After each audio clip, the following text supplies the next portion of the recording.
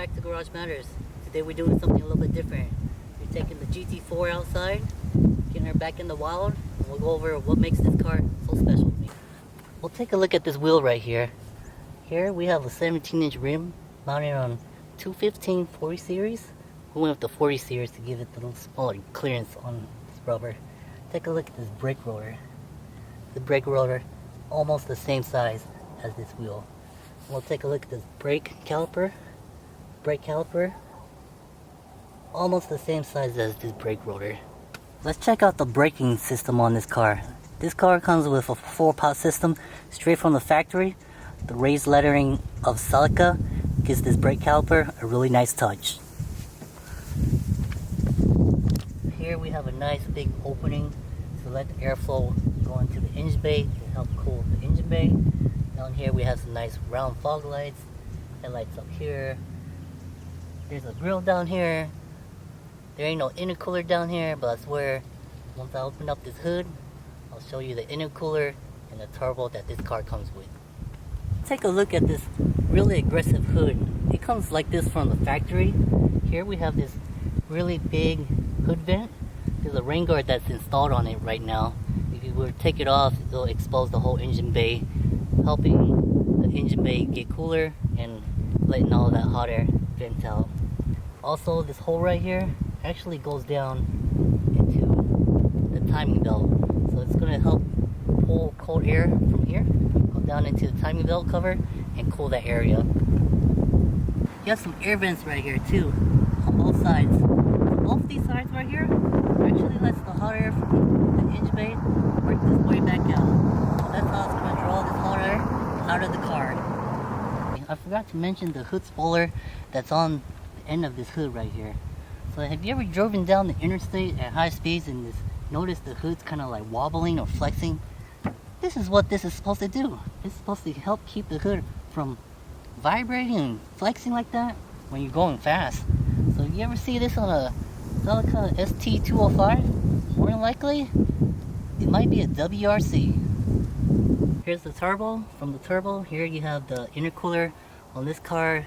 This car uses an air to water intercooler. It sits right on top of here. That's why we've put all this heat shield material right here to help kind of keep this cool. Here you have the anti-lag baptize valve used for the anti-lag system. The panel filter I did swap out for a new one, but nothing special. I'm just gonna run it like this because inside this engine bay it gets really hot. So you have like a mushroom on the end of here. You're gonna be drawing all that hot air right into here. I'm not trying to do that. I'm gonna leave the stock airbox on with the filter. On this side of the alternator, there's a rubber snorkel. This snorkel actually goes down underneath the car. It goes underneath the car, and what it's gonna do is gonna draw cold air from underneath the car to help keep this alternator cool. It's pretty nifty for this car. Maybe even overbuilt. Speaking of overbuilt, on the hood, here's that vent from that machine gun turret hole that's on the top side of this hood. It comes down here. That air from outside goes down into here to the timing belt to help keep the timing belt cooler. That's another cool thing about this car. Almost seems like it really is overbuilt. Factory installed, no need to like purchase new ones or aftermarket ones. Already comes with factory installed strut bars. Take a look at this angle. This angle is pretty aggressive for this car. On this car, WRCs came with the riser blocks. That's how you know it's a WRC as well.